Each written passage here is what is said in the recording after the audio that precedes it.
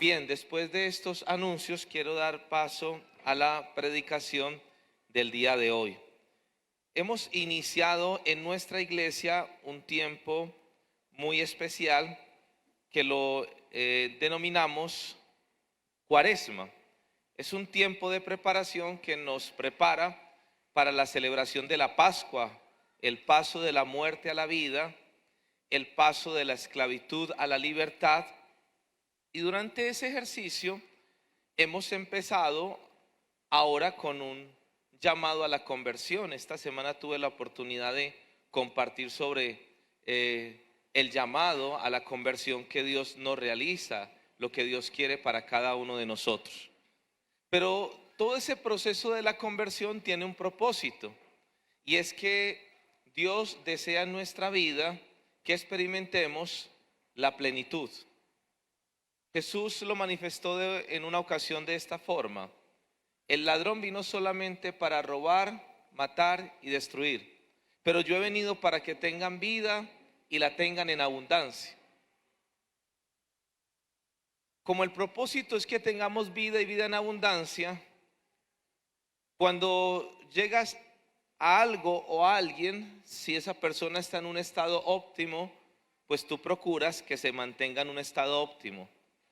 Pero si cuando llegas donde algo o alguien, encuentras a ese algo o a ese alguien en una condición difícil y quieres recuperar ese estado óptimo, tendremos que hablar de una palabra que se llama restauración. Hoy muchas personas, por ejemplo, deciden comprar algo que es de gran valor. Por ejemplo, hay personas que se dedican en diferentes lugares a comprar piezas de un valor muy especial por su antigüedad, por el valor histórico que han tenido, y entonces pagan un gran precio. Pero algunas de esas piezas han perdido cierto nivel de originalidad o han tenido cierto desgaste y uso, y entonces esas personas se dedican a restaurar esas piezas para que recuperen su belleza y su valor. Puede ser fácil en ocasiones cuando pensamos en un objeto, cuando pensamos en una casa. Algunas personas, por ejemplo, coleccionan autos antiguos y entonces compran autos antiguos que tuvieron cierto destello, cierta posibilidad de reconocimiento, y hoy los compran y los recuperan y los restauran. Pero ¿quién se encarga de restaurar personas? ¿Quién hace que alguien que ha vivido una situación difícil pueda volver a recuperar aquello que se ha perdido? Algunos de nosotros hemos llegado a conocer de Dios con vidas destrozadas, y entonces en la vida de nosotros parece como si todo ese brillo, esa alegría se hubiera perdido. Pero la palabra de Dios trae siempre buenas noticias, y la buena noticia es que Dios se encarga de restaurar nuestra vida. Así que en el día de hoy quiero compartir con ustedes un tema que lo he titulado Restaurados por Dios. Restaurados por Dios. Dios se encarga de restaurar nuestra vida. Dios se encarga de hacer que nuestra vida recupere de una manera especial, aún más que el brillo que teníamos, un plan y un propósito original. Por eso el día de hoy quiero compartir en este tema de restaurados por Dios 3 puntos que vamos a desarrollarlos. El primero de ellos es que vamos a comprender el propósito y el plan de Dios. Propósito y plan de Dios. Vamos a entender cuál es el propósito de la restauración y cuál es el plan que Dios desarrolla. El segundo tema que vamos a desarrollar es restaurados por Dios. Cómo Dios nos restaura y qué es lo que Él realiza. Y tercero, vamos a estar viendo el tema o el punto de comprometidos con la restauración. Y quiero que vayamos a el versículo que ha dado origen o ha dado la idea frente a esta predicación, tomado de el libro del profeta Isaías, capítulo 61, versículo 4. Isaías es llamado uno de los profetas mayores. En la Biblia existen diferentes géneros literarios, diferentes formas en las cuales fue escrita la Biblia. Uno de los géneros literarios se llama el género profético. La Biblia tiene un conjunto de libros que tienen esa característica. Dentro de esa característica hay 4 grandes libros que se llaman los profetas mayores: Isaías, Jeremías, Ezequiel y Daniel. Y hay un grupo de 12 profetas que se llaman los profetas menores. Dentro de los profetas mayores, Isaías ocupa un lugar muy importante, no solamente por su extensión, por el impacto que tuvo para el pueblo de Israel en el momento en que fue escrito, sino especialmente para nosotros los creyentes, los cristianos, porque es el libro de los profetas que tiene mayores alusiones a nuestro Señor Jesucristo. El libro que más alusiones o textos que se llaman mesiánicos, esto es, que hablan del Mesías, del Salvador, es el libro del profeta Isaías. Uno de esos textos que hace alusión a Jesús está tomado de Isaías capítulo 61. Y vamos a leer específicamente el versículo 4, que es el título: reconstruirán las ruinas antiguas y restaurarán los escombros de antaño, repararán las ciudades en ruinas y los escombros de muchas generaciones. Escuchen una promesa tan hermosa, tan bonita. Y es una promesa muy hermosa, muy bonita, porque piensen por un instante que a quienes les fue dada esa promesa originalmente, que fue al pueblo de Israel, vivían en condiciones de esclavitud. Sus ciudades habían sido arruinadas, destruidas. Piensen que nuestra ciudad pasara por una gran crisis económica, política, social, un terremoto. Uno añoraría volver a reconstruir, a restaurar lo que un día perdió. Esa promesa que fue dada para el pueblo de Israel es también dado para nosotros, y es lo que vamos a comprender el día de hoy. Vamos a leer por favor nuevamente el versículo 4, y quiero que piensen por un instante antes de desarrollar algunos verbos importantes que están ahí: reconstruir, restaurar, reparar. Reconstruirán las ruinas antiguas y restaurarán los escombros de antaño. Repararán las ciudades en ruinas y los escombros de muchas generaciones. Este texto, explicado para Israel y para la ciudad de Jerusalén, tiene la aplicación para nosotros desde la mirada de Cristo, de lo que Dios hace con la vida de un ser humano.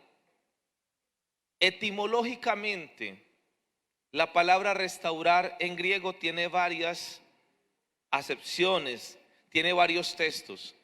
Y cada uno de esos textos de restaurar da una gran idea. Restaurar significa básicamente volver a algo o a alguien al estado original en el que se encontraba. ¿Qué es restaurar? Volver algo o a alguien al estado original en el que se encontraba. Y creo que es perfectamente entendible. Cuando usted compra una obra de arte, cuando usted adquiere un artículo y lo va a restaurar, usted quiere volverlo a ubicar en la condición original. Restaurar es diferente a cambiar, a modificar. Porque alguien puede comprar, por ejemplo, un carro usado y puede decir: no lo voy a restaurar, lo voy a transformar, lo voy a cambiar. Pero restaurar es volver algo al estado original. Y entonces, cuando uno piensa que restaurar es volver algo al estado original, una de las preguntas que uno tendría que hacerse es: ¿y cuál era el modelo original? Entonces, para que entendamos, vamos a empezar a desarrollar los 3 puntos de la predicación del día de hoy. Y el primero de ellos, para que comprendamos la restauración, es que si Dios es el que nos restaura, vamos a ir por favor al primer punto: propósito y plan de Dios. Para que comprendamos propósito y plan de Dios, vamos a leer ahora nuevamente el texto de Isaías 61, y ya no lo vamos a leer solamente desde el versículo 4, sino desde el 1 al 4, para que comprendamos todo ello y lo que está ahí. El Espíritu del Señor omnipotente está sobre mí. No sabemos sobre quién, pero dice que está sobre alguien. Por cuanto me ha ungido para anunciar buenas nuevas a los pobres. Me ha enviado a sanar a los corazones heridos, a proclamar liberación a los cautivos y libertad a los prisioneros, a pregonar el año del favor del Señor y el día de la venganza de nuestro Dios, a consolar a todos los que están de duelo y a confortar a los dolientes de Sión. Me ha enviado a darles una corona en vez de ceniza, aceite de alegría en vez de luto, traje de fiesta en vez de espíritu de desaliento. Serán llamados robles de justicia, plantío del Señor para mostrar su gloria. Reconstruirán las ruinas antiguas y restaurarán los escombros de antaño, repararán las ciudades en ruinas y los escombros de muchas generaciones. Este texto habla de un personaje. Ahora vamos a comprender más adelante quién es ese personaje que Dios lo ha apartado. Dice: el Espíritu del Señor está sobre mí porque me ha ungido. La palabra unción o ungido es la palabra que en griego se dice Mesiaj. En griego se dice Christos. Esto es ungido o separado. Se separaba en la antigüedad a alguien para un propósito especial. El Espíritu Santo en el Antiguo Testamento no estaba sobre todas las personas. El Espíritu Santo, que hoy lo tenemos todos como un regalo de Dios, en el Antiguo Testamento solamente llegaba sobre la vida de algunas personas para cumplir misiones y propósitos específicos de parte de Dios.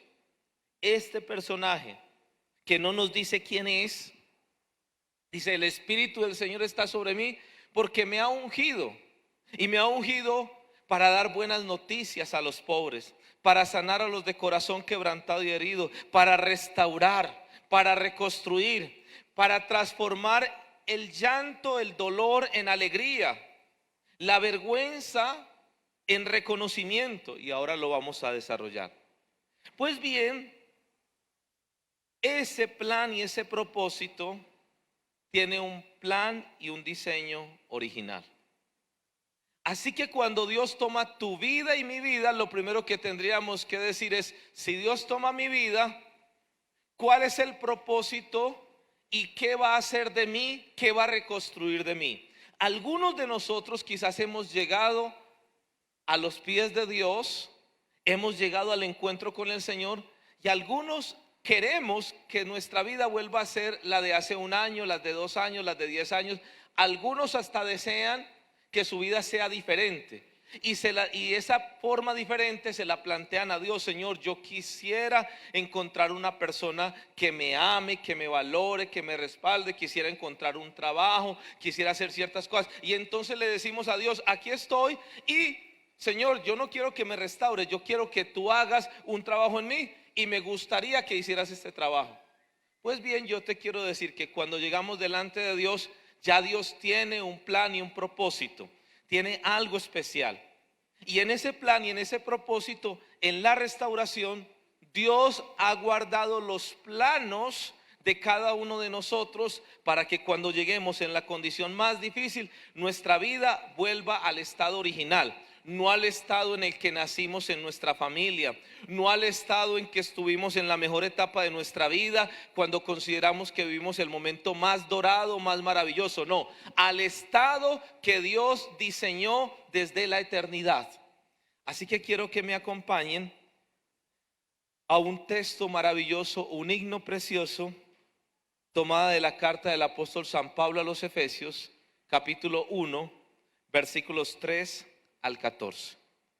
Voy a leer todo el texto, pero quiero detenerme en algunas partes, porque vamos a ver algunas de las cosas que están en el plan original de Dios. Versículo 3: alabado sea Dios, Padre de nuestro Señor Jesucristo, que nos ha bendecido en las regiones celestiales con toda bendición espiritual en Cristo. Dios nos escogió en Él antes de la creación del mundo para que seamos santos y sin mancha delante de Él en amor. Vamos a detenernos ahí.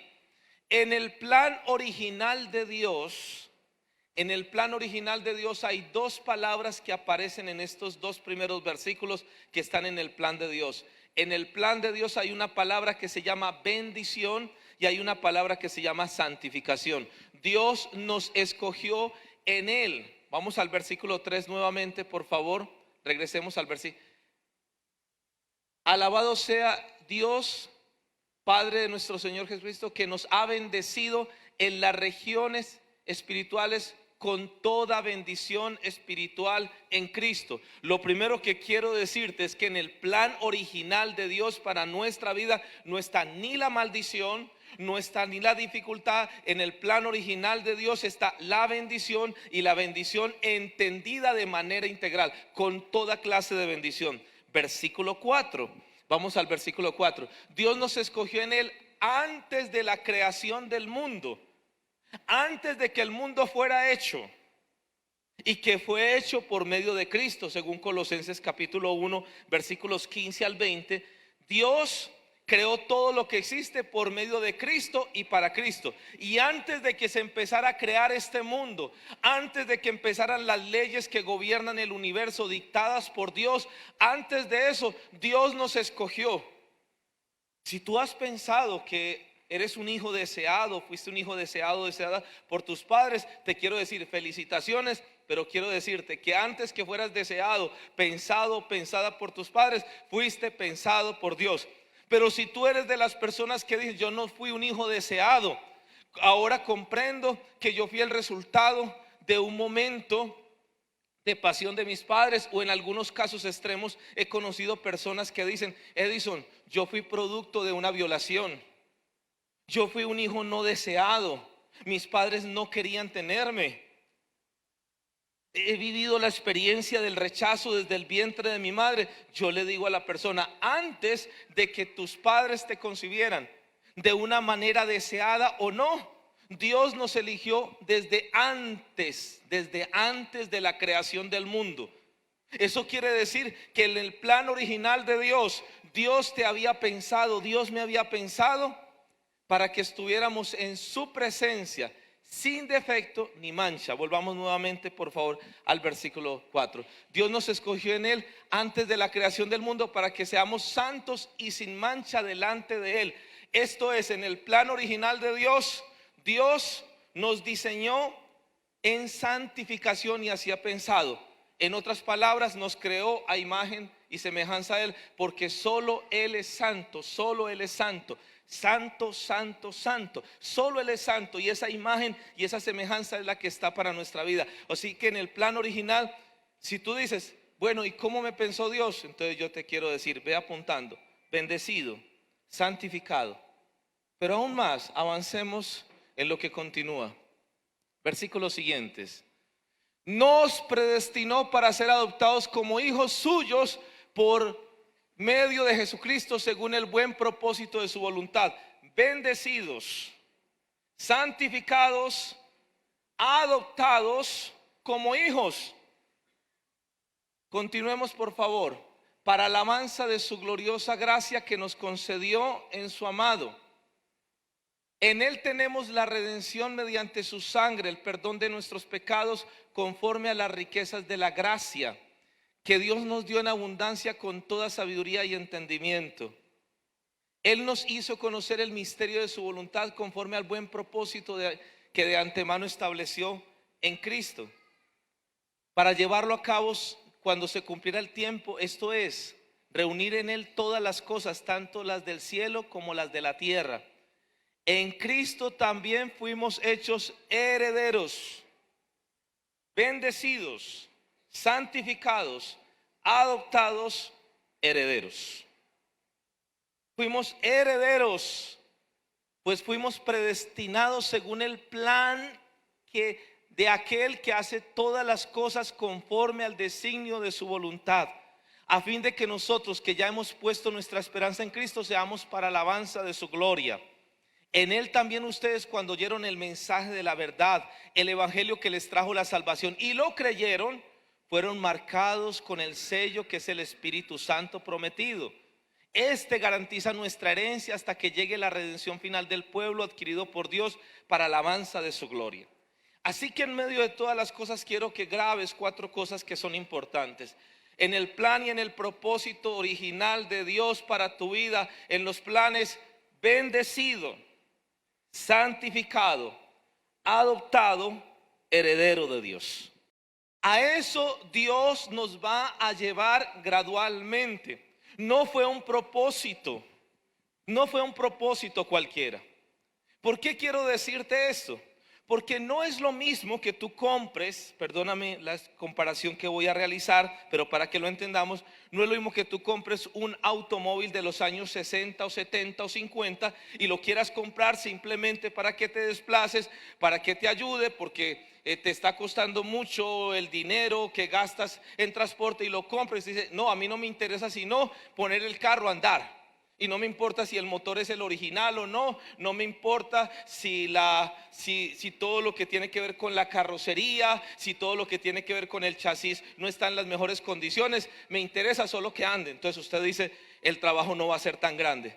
Pero si tú dices: es que yo he comprado este carro y lo quiero no solamente para que vuelva a funcionar, sino que quiero volverlo que sea original, con las piezas originales para que funcione, y quiero que salga en el desfile de autos antiguos. Entonces tengo que decirte que el trabajo va a ser un trabajo mucho más dispendioso, pero va a ser mucho más glorioso. Lo que quiero decirte es que cuando Dios toma la vida de un ser humano, no está pensando en resolverle solamente el problema económico que está teniendo, o el problema afectivo emocional, o el problema de salud que le está preocupando, porque algunos de nosotros estamos pidiéndole a Dios cosas para nuestra vida, para el aquí y el ahora, que es válido. Pero Dios está pensando en algo mucho más grande que eso.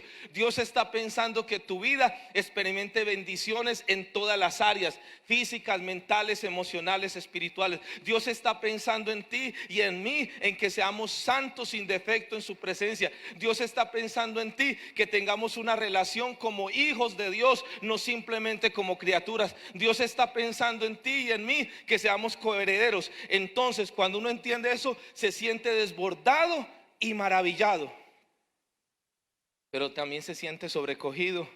Y entonces la pregunta que uno hace es: ¿y quién puede hacer esa obra?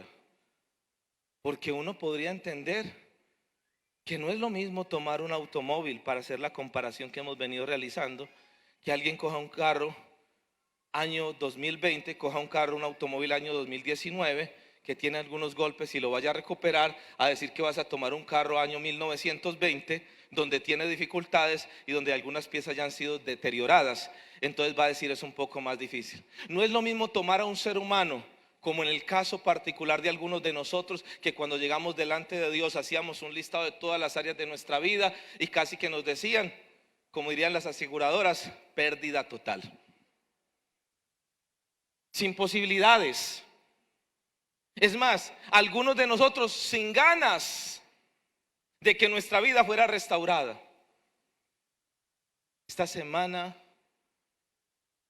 me escribió una persona que orara por alguien más cercano a mí, porque literalmente la vida le está pesando demasiado. Ya no quiere vivir más. Su vida y la vida de las personas que le rodean es una vida tan compleja y tan difícil que ya no quieren vivir más. Entonces hay gente que dice: mire, yo para qué le voy a insistir a esta vida mía, yo lo único que quiero es terminar rápido, yo lo que quiero es acabar con mi vida.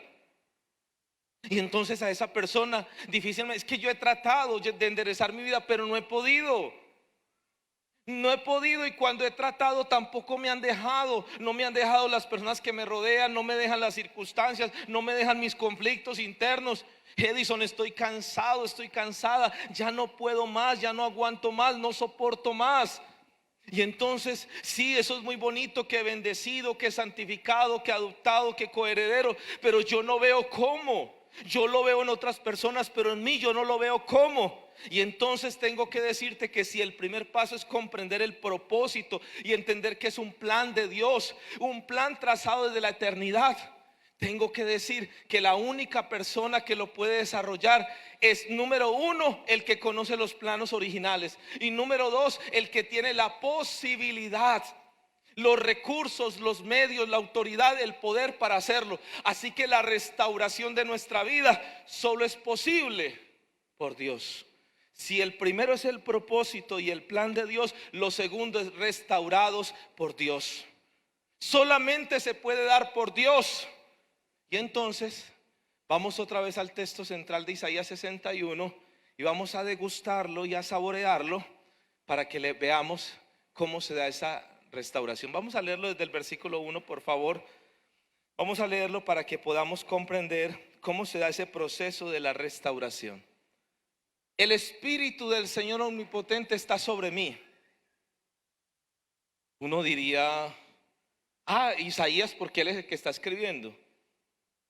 Vamos a darnos cuenta si fue Isaías el que fue encargado de restaurar. Por cuanto me ha ungido o me ha separado para varias cosas: anunciar buenas nuevas a los pobres, físicos, espirituales. Me ha enviado a sanar a los corazones heridos, a proclamar liberación a los cautivos, a los que están esclavizados en áreas de su vida, y libertad a los prisioneros. ¿A qué más lo ha enviado? Sigamos leyendo el versículo siguiente, por favor. Continuemos. A pregonar el año favorable del Señor. Esto se llamaba el jubileo, el año donde las deudas se perdonaban, donde las personas que estaban esclavizadas con deudas les perdonaban la deuda. Eso se llamaba el jubileo, era el sentido que estaba en el Antiguo Testamento. Este es el año donde viene el perdón. Si tienes deudas, te son perdonadas. Y el día de la venganza de nuestro Dios. Esto es el día donde Dios castigará el pecado y la maldad para traer libertad y justificación. A consolar a todos los que están de duelo. ¿Y qué más va a hacer? Cambiar su realidad. A confortar a los dolientes, a los que tienen dolores, a los que han perdido. Y me ha enviado a darles lo siguiente: corona en vez de ceniza. Si hay humillación, si hay vergüenza, una corona, un reconocimiento. Aceite de alegría en vez de luto.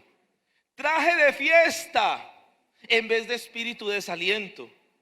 Y a devolver y a decir: serás llamado robles de justicia. Una nueva identidad, ya no un chamizo seco, ya no simplemente maleza, no. Robles, llamados robles de justicia, plantío del Señor. ¿Y para qué? Para mostrar su gloria, porque solo Él lo puede hacer. ¿Y qué va a pasar con esa realidad? Mire lo que va a ocurrir. Reconstruirán las ruinas antiguas donde no había nada, hogares dañados, destruidos, familias sin esperanzas. Restaurarán los escombros de antaño, de familias que han pasado de una generación a otra enredadas en medio de la drogadicción, el alcoholismo, el miedo, la tristeza, la desesperación, todas las pérdidas, los deseos y pensamientos de muerte. Repararán las ciudades en ruinas y los escombros de muchas generaciones. Eso lo va a realizar. Escuchen lo maravilloso. Lucas capítulo 4, versículos 14 al 21. Y escuchen lo maravilloso de esto. Los que hacen el estudio, el Evangelio de San Lucas tiene el paralelo con Mateo 4 y con Marcos 1. Cómo Jesús, lleno del Espíritu Santo, una vez ha sido bautizado, el Verbo que se hizo carne, que habitó en medio de nosotros, el Dios hecho hombre, empieza. Y aquí en Lucas 4 es donde empieza la misión. Es la primera actividad que realiza después de haber enfrentado las tentaciones y la prueba del desierto durante 40 días. Cuando sale victorioso, lleno del Espíritu Santo, escuchen lo que ocurre. Jesús regresó a Galilea en el poder del Espíritu y se extendió su fama por toda aquella región. Enseñaba en las sinagogas y todos lo admiraban. Fue a Nazaret, donde se había criado, y un sábado, que era el día de la reunión de los judíos, entró en la sinagoga. Edison, que era una sinagoga una sinagoga era como un lugar igual a esto, era un lugar de catequesis. Los judíos tenían dos lugares, la sinagoga y el templo. El templo era como decir la parroquia. Allá iban y celebraban toda la parte litúrgica, los sacrificios. Y en la sinagoga, ¿qué hacía? Se iban a estudiar la palabra de Dios, se iban a crecer en él. Jesús entró en la sinagoga como era su costumbre. Él acudía cada 8 días los sábados, como usted lo hace cada 8 días los domingos o los miércoles. Se levantó para hacer la lectura. Le dijeron, vamos a leer un texto. Y le entregaron el libro del profeta Isaías. Al desenrollarlo, y digo al desenrollarlo, porque en esa época no teníamos el papel que hoy tenemos, hoy que lo tenemos en medio digital. No, estaba escrito en rollos y se conservaban en dos tipos de rollos, que era el papiro o el pergamino. El papiro era sacado de una planta y era el más usual. El pergamino era de los animales, de la piel de los animales, y lo utilizaban. La gente escribía ahí y entonces lo guardaban, y como no había ni la difusión hoy de imprimir, de sáquele fotocopia, lo guardaban, y en el templo, en la sinagoga tenían unos rollos, los guardaban, y entonces en ese momento a alguien le decían, por favor, lea usted y explique el texto. Jesús le dieron a leer el libro del profeta, el rollo del profeta Isaías, y miren lo que dice. Al desenrollarlo encontró el lugar donde está escrito: el Espíritu del Señor está sobre mí, por cuanto me ha ungido para anunciar buenas nuevas a los pobres. Me ha enviado a proclamar libertad a los cautivos y dar vista a los ciegos, a poner en libertad a los oprimidos, a pregonar el año favorable del Señor. Luego enrolló el libro, lo siguió leyendo, se lo devolvió al ayudante y se sentó. Nosotros hoy, en nuestra cultura occidental, lo que hacemos es que quien predica normalmente está de pie y los demás sentados. En el ambiente judío, todo se desarrollaba, la persona estaba de pie, y cuando iba a enseñar no se quedaba de pie, sino que se sentaba. Y él se sentó y miren lo que empezó a decir. Luego enrolló el libro, se lo devolvió al ayudante y se sentó. Todos los que estaban en la sinagoga lo miraban detenidamente y él comenzó a hablarles: hoy se cumple esta escritura en presencia de ustedes. Pregunta: ¿el texto de Isaías te estaba pensando en Isaías?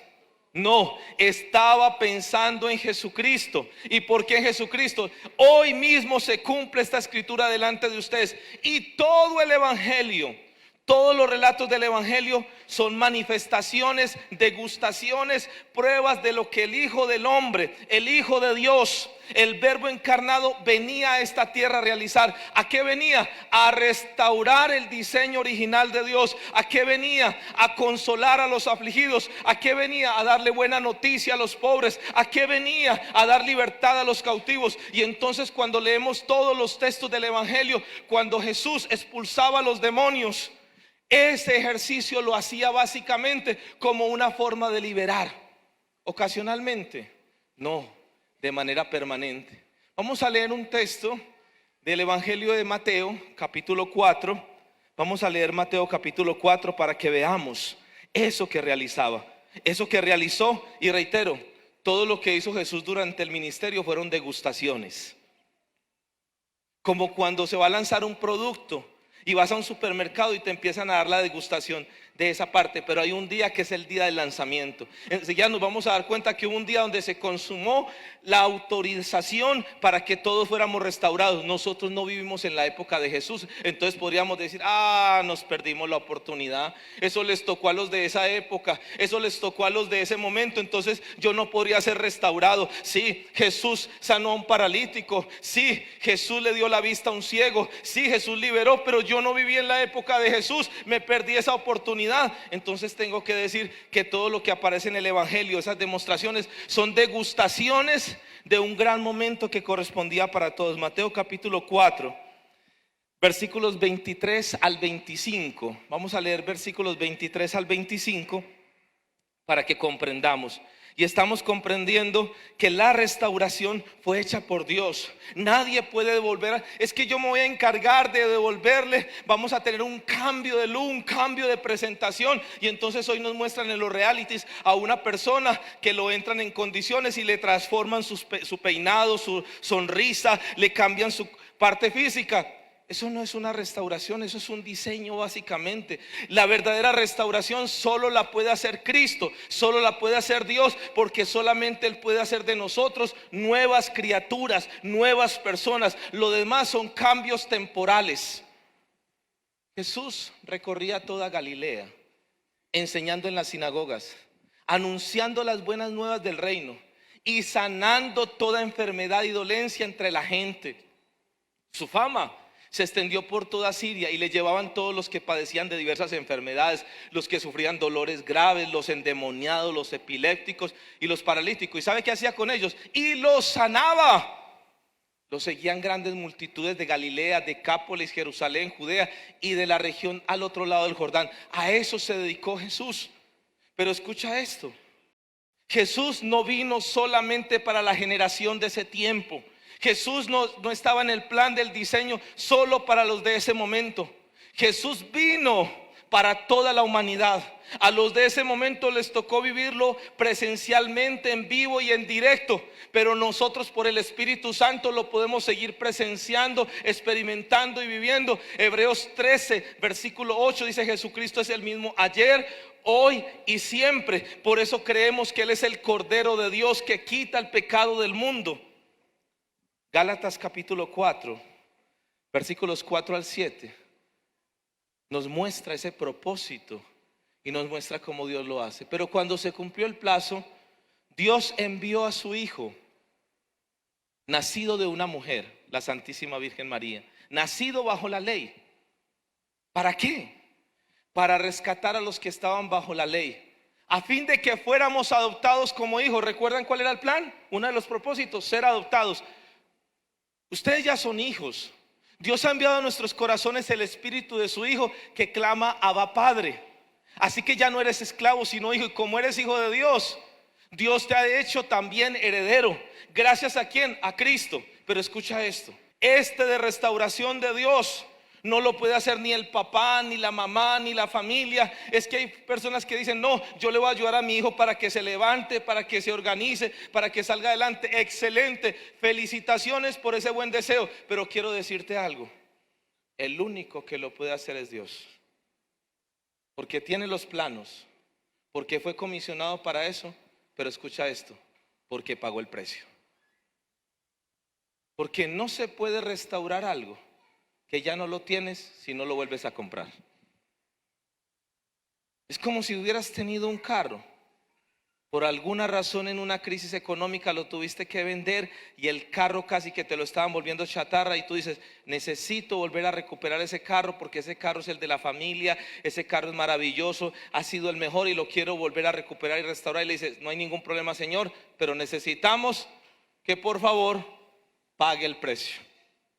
Pague el precio, porque ya no le pertenece. Entonces tendremos que entender que para la restauración por Dios solo hay uno que puede pagar el precio: solo Jesús. Primera carta de Pedro capítulo 1 versículos 17 al 21. Primera de Pedro 1, 17 al 21.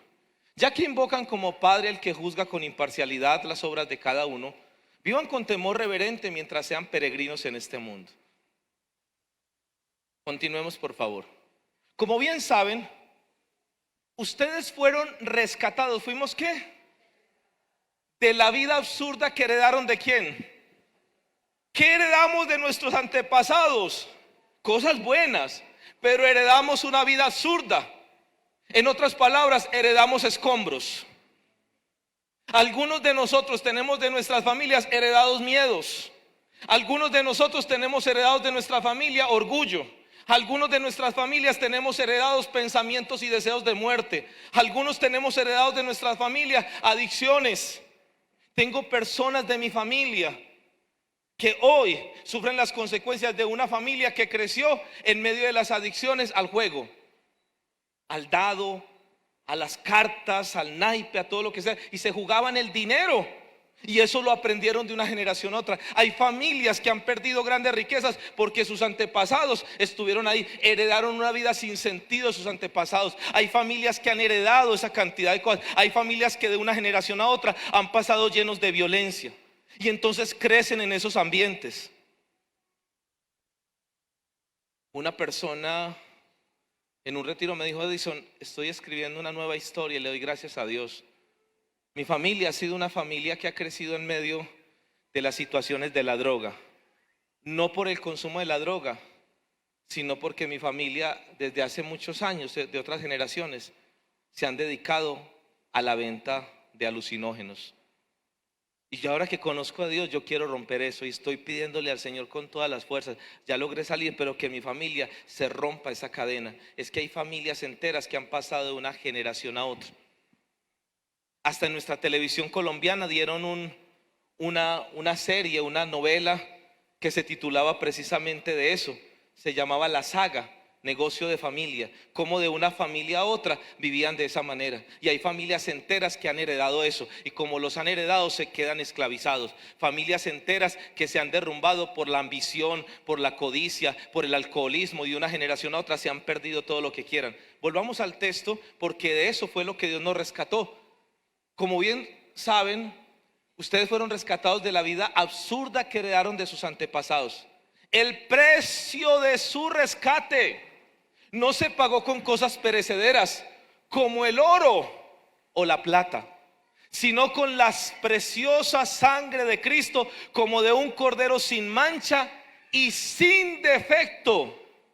Cristo, a quien Dios escogió antes de la creación del mundo, se ha manifestado en estos últimos tiempos en beneficio de ¿quién? De todos nosotros. Por medio de él ustedes creen en Dios, que lo resucitó y glorificó, de modo que su fe y esperanza están puestas en Dios. En otras palabras, teníamos que encontrar a alguien que pudiera pagar el precio para rescatar Edison, porque el precio de la sangre, la ley lo establecía de esa manera, porque es la sangre la que paga el precio de rescate. El libro de Levítico lo va a expresar de esa manera. Va a decir que es la sangre de Jesucristo, es la sangre la que paga el precio de rescate por nuestras vidas. Quiero que vayamos por favor al libro de Levítico, capítulo 17, versículo 11. Levítico 17, 11, para que entendamos esto. Así que cuando vamos a la Eucaristía decimos: este es el Cordero de Dios que quita el pecado del mundo. Lo que estamos diciendo, el único que puede pagar el rescate es Él. ¿Y por qué es el único que puede pagar el rescate? Porque es el único que no está endeudado con una enfermedad llamada pecado. Estos días lo decía, que estamos aterrados todos con naturalidad por el coronavirus, que todo y cómo se está propagando la enfermedad. Pero yo decía que no nos asustamos por el coronapecado, que tiene más personas atrapadas, más muertos, y que de una generación a otra arrasa con familias enteras. Ese es peor. Ese es mucho peor. ¿Saben por qué? Porque resulta que la Biblia dice que todo el que está enfermo del pecado, la paga es la muerte. La paga es la muerte, dice Romanos 6:23. La paga del pecado es la muerte. Y miren lo que dice Levítico 17:11. Porque la vida de toda criatura está en la sangre. Yo mismo se la he dado a ustedes sobre el altar para que hagan propiciación o rescate por ustedes mismos, ya que la propiciación o el rescate se hace por medio de la sangre. Por medio de la sangre se paga el rescate. Así que la fase que se necesita para volver a restaurar nuestra vida es que alguien pague el precio. Y el único que ha podido pagar el precio se llama Jesucristo. ¿Y por qué es el único que ha podido pagar el precio? Porque es el único que no está enfermo, es el único que no ha pecado, y como tiene ese derecho dice: yo quiero pagar el precio de rescate. ¿Para qué? Para restaurar a todo el que se disponga, a todo el que quiera, para que su vida sea transformada, para que su vida sea cambiada. La carta a los Efesios, que ahora la leímos, quiero que leamos nuevamente el capítulo 1, los versículos 7 al 12. Vamos a leer desde el 7. Ya entendemos por qué tenemos que ser restaurados por Dios. Porque el plan y el propósito lo tiene Él. Porque Él ha sido comisionado porque Él ha pagado el precio de rescate y porque en Él, escuchen lo que tenemos, en Él tenemos la redención mediante su sangre, el perdón de nuestros pecados conforme a las riquezas de la gracia que Dios nos dio en abundancia con toda sabiduría y entendimiento. Él nos hizo conocer el misterio de su voluntad conforme al buen propósito que de antemano estableció en Cristo, para llevarlo a cabo cuando se cumpliera el tiempo. Esto es, reunir en Él todas las cosas, tanto las del cielo como las de la tierra. Al que quedó comisionado y encargado es Él, a Él. A mí me sorprende mucho que nosotros como creyentes o católicos desplacemos la centralidad de Cristo por cantidad de otras formas o de personas, cuando nosotros mismos en la Eucaristía lo decimos: por Cristo, con Él y en Él, a ti Dios Padre omnipotente, en la unidad del Espíritu Santo, todo honor y toda gloria. Y cada oración la cerramos: por Jesucristo nuestro Señor. No existe nadie más que pueda darnos esa capacidad. Él ha sido. Y me sorprende porque muchos de nosotros terminamos como creyentes católicos desplazando otra cantidad de comportamientos y de actitudes, cuando estamos llamados a que la centralidad está en Jesucristo. ¿Y saben qué significa eso? Eso es como saber que tienes un virus y te ofrecen o la vacuna o el remedio casero, y te vas por el remedio casero cuando lo que necesitas es la vacuna. ¿Qué es lo primero que hay que aplicarse? La vacuna. ¿Y el remedio casero qué hacemos? Pues puede ser posterior si quiere, pero si usted ya tiene la vacuna y tiene todo, ¿para qué más? Volvamos nuevamente al texto, por favor, de Efesios. En Cristo también fuimos hechos herederos, pues fuimos predestinados según el plan de aquel que hace todas las cosas conforme al designio de su voluntad, a fin de que nosotros, que ya hemos puesto nuestra esperanza en Cristo, seamos para alabanza de su gloria. En Él, por Cristo es que somos restaurados. ¿Quieres restaurar tu vida? Entonces, si la queremos restaurar, si entendemos que es un plan de Dios. Segundo, si entendemos que solamente por Dios somos restaurados, porque Dios es el único que lo puede hacer de manera integral, porque es el único que tiene el poder y la autoridad, porque ha pagado el precio, porque fue comisionado para ello, porque nadie puede restaurar la vida de un ser humano en todas las áreas, sino solamente Cristo. Entonces la pregunta: ¿qué tengo que hacer? Y viene el tercer punto, y el tercer punto es: comprometidos con la restauración. ¿Y cómo nos vamos a comprometer con la restauración? Se los voy a decir de esta manera. Vamos a comprometernos con nuestra restauración diciéndole primeramente sí al proceso y dejándonos guiar. La restauración de nuestra vida es un plan de Dios ganado por Cristo, como modelo a Cristo, pero desarrollado por la acción del Espíritu Santo. En pocas palabras, cuando Dios quiere restaurar nuestra vida, dice: yo quiero recuperar, porque yo diseñé a Edison Vargas desde antes de la creación del mundo para algo grande que él ni siquiera se alcanza a imaginar, más allá de lo que han deseado sus seres queridos, su familia, los que le rodean. Yo lo diseñé desde antes de la fundación del mundo. Y entonces le dice a Cristo: necesito que pagues el precio de rescate por él, como por todos nosotros. Y una vez que ha pagado el precio de rescate, le dice: Edison, ¿estás dispuesto? ¿Estás dispuesto? ¿Quieres la restauración? Entonces vas a decirle sí al evangelio, vas a abrazar la fe y vas a recibir un sello. A partir de este momento empezamos el proceso. ¿Cuándo lo vamos a completar? ¿Cuándo se va a desarrollar de manera plena y total? Cuando sea completada tu liberación. Pero vamos a empezar ya. Y vamos a empezar ese proceso. Y vas a comprometerte con la restauración. Y vas a comprometerte no a tú hacerla, sino a dejar que Dios la haga en ti. Y enseñamos a ver cómo se hace esa realidad. Vamos a leer por favor Efesios 1, versículos 13 y 14. Versículos 13 y 14.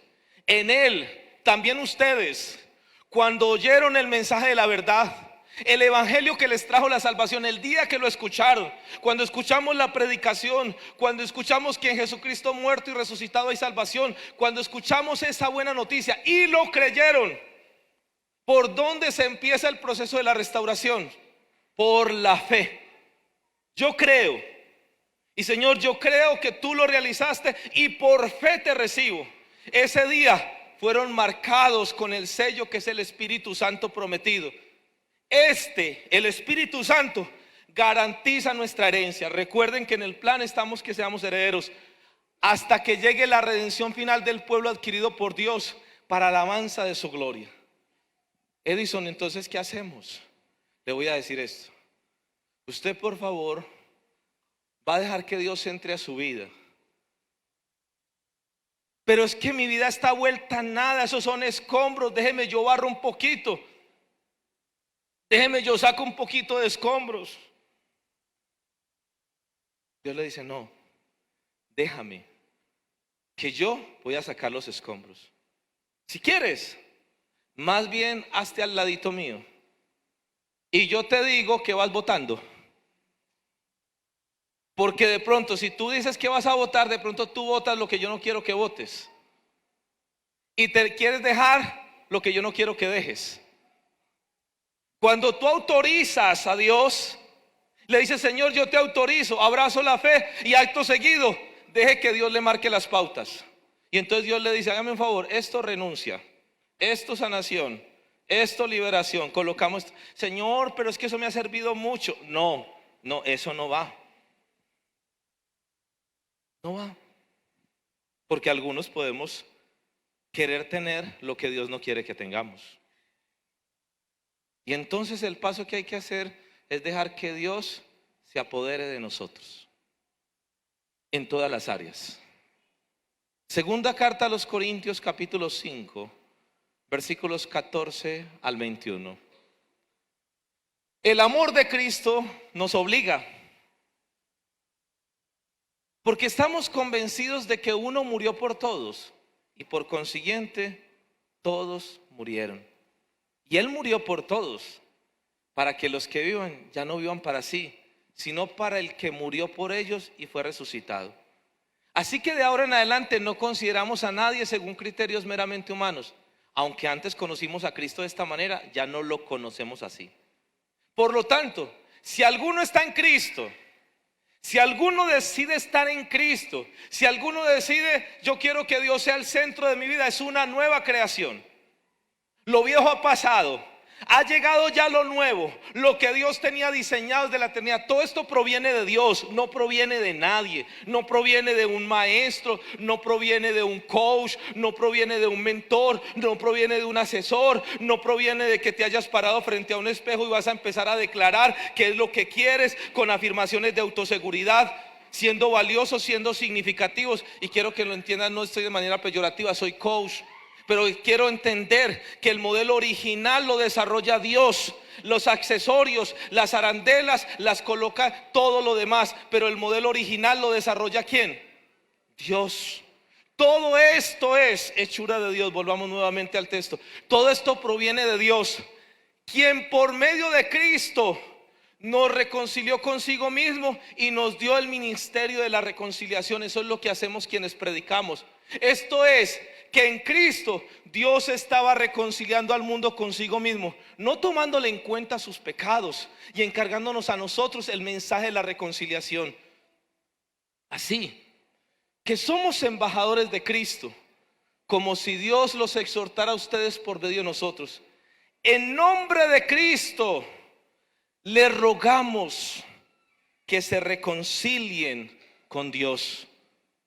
Al que no cometió pecado alguno, por nosotros Dios lo trató como ¿qué? Como pecador, para que en él recibiéramos la justicia de Dios.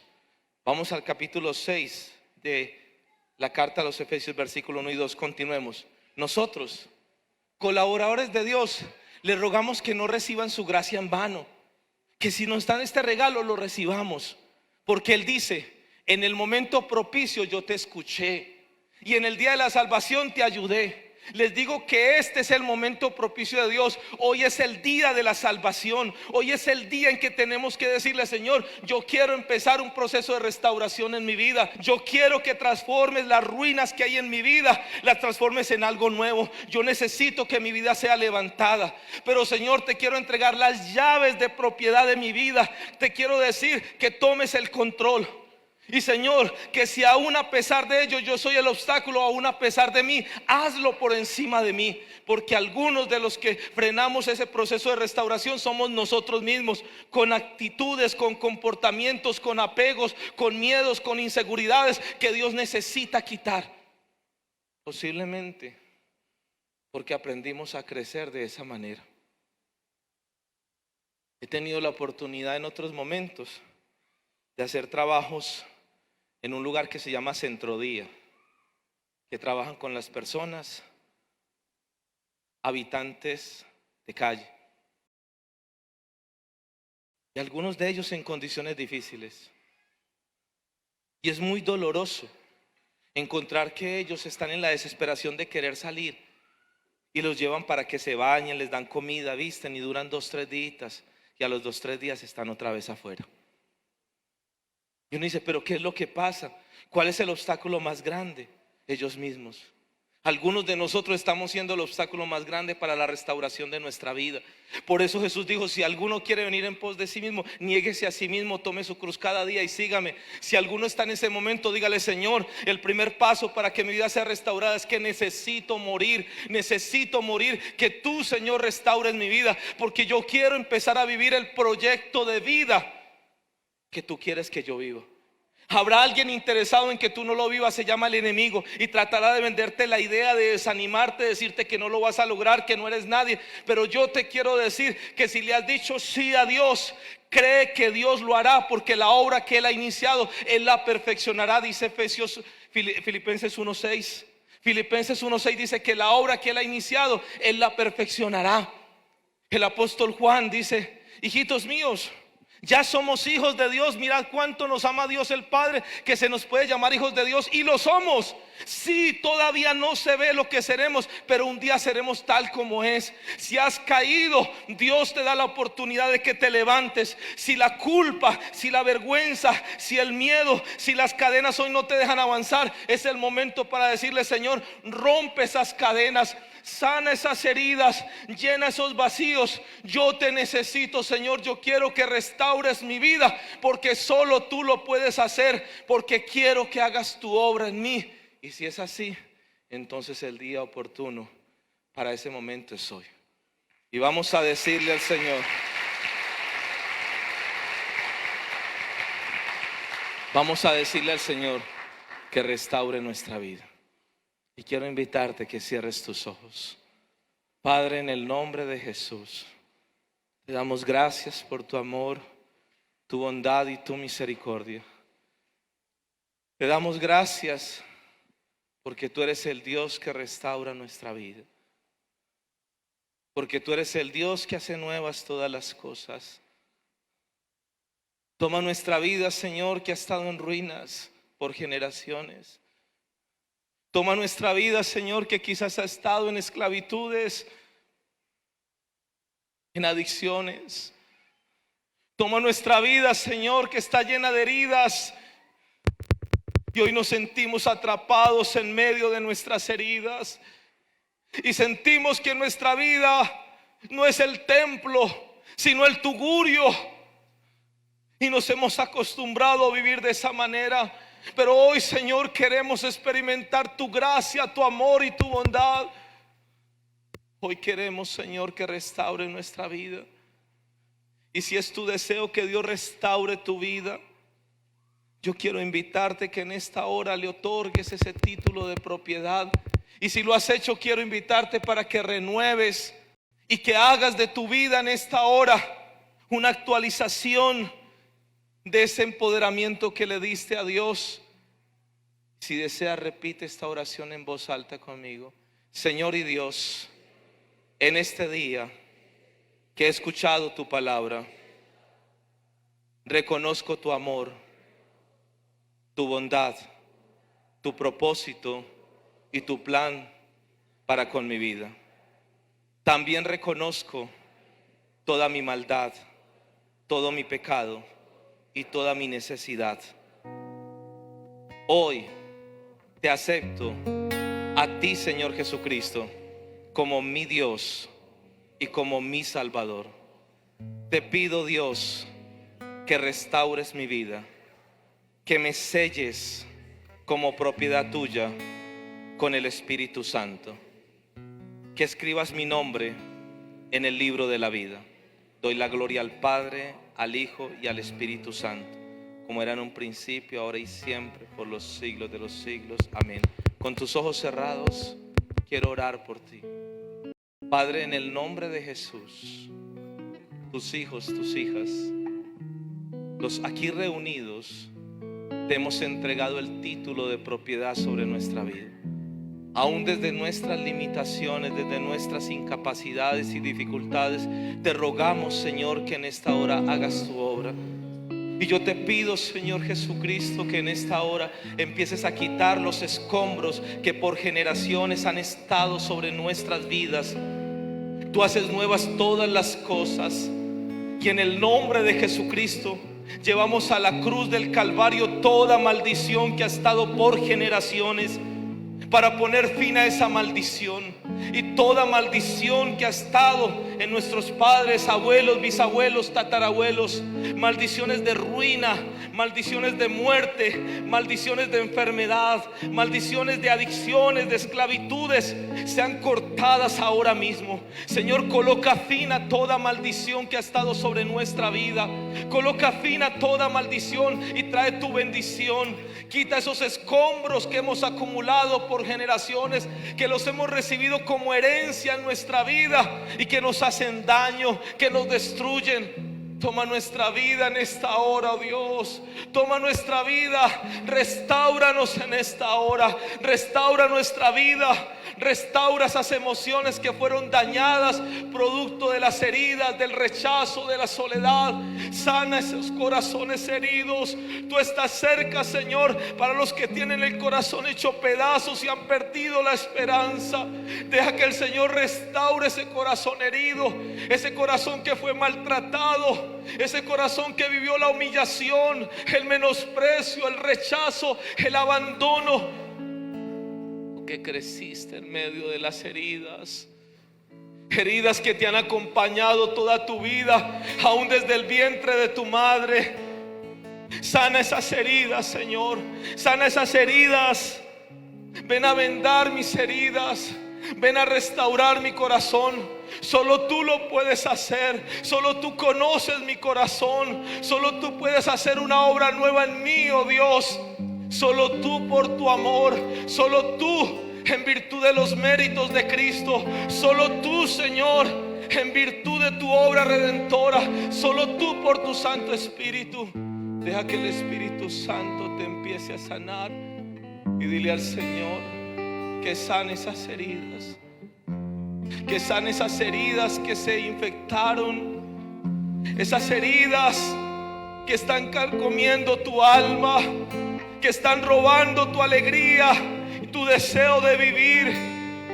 Esas heridas que te han llenado de tristezas, esas heridas que te han llenado de soledad y de amargura, esas heridas que no te dejan avanzar y que se han convertido en cadenas.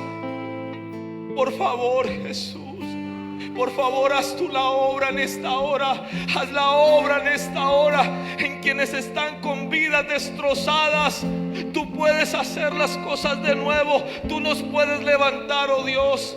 Ven a restaurar nuestra vida. Ven a sanarnos, Señor, en esta hora.